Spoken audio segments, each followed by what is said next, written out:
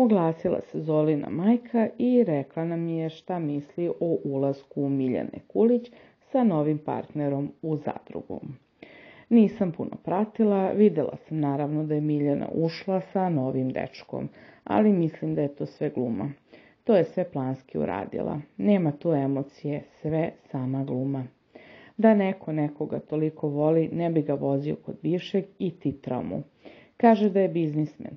Ni od toga nema ništa, jer da jeste, ne bi išao za Miljanom Kulić i ušao u reality.